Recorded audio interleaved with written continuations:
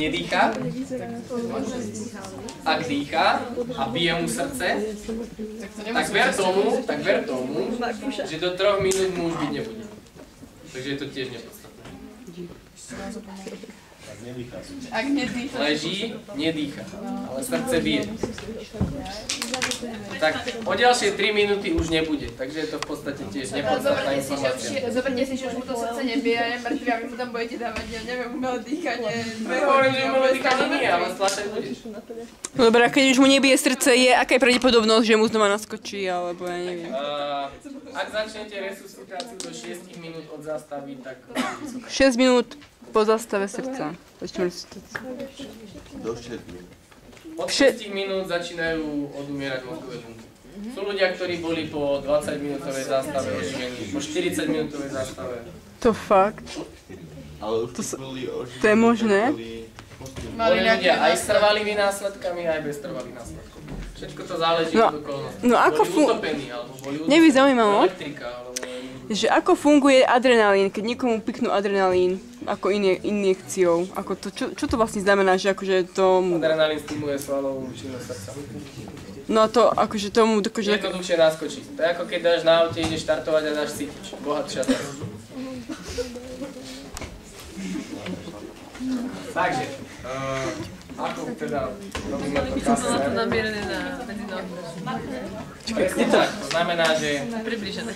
teraz prechádzame k tej resuscitácii, to už je taká, už posledná vec, to už akože, ak to budete robiť, tak všetci svety s vami nech sú. Minulý rok sa stal prípad takého 15-ročného dievčaťa, ktoré už 20 alebo 30 minút resuscitovalo takého chlapíka, ktorý mal autonehodu.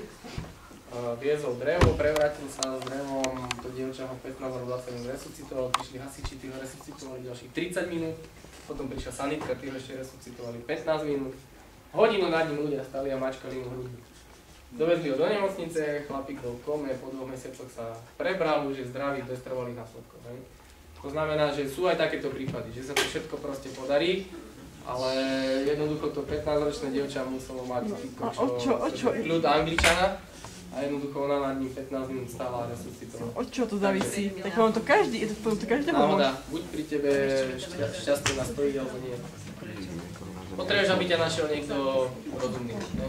To je základ. Aby ťa našiel niekto, kto ti vie pomôcť. Aby ťa našiel rýchlo a aby jednoducho sa na to nevykašľal. Že 5 minút pomačka a ja už nemôžem. Alebo to môže aj tak.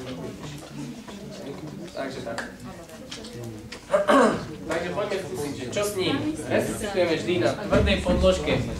Gauč, matrác a tak ďalej nie, pretože ten človek, tá energia by sa strácala v tej podložke. Takže tvrdá podložka. Vyvýšená ani moc nie. Na tú, alebo nie, že ani moc vôbec nie. Pri tom človeku je potrebné kľačať, pretože iba pri tom kľačaní môžete mať správnu polohu. Takže na stole nie, toho človeka prenesieme na dlášku a na dláške resuscitujeme.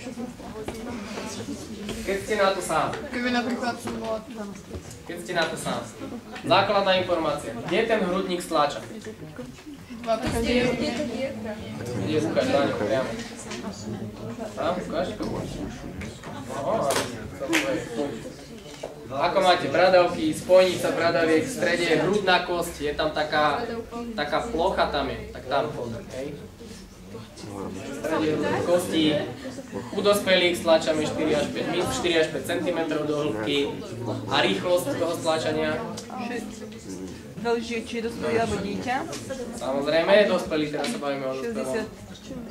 60 stlačení. 30 ku 2. Teraz nebavíme sa o počte stlačení a počte vdychov, ale aká je tá frekvencia toho stlačenia?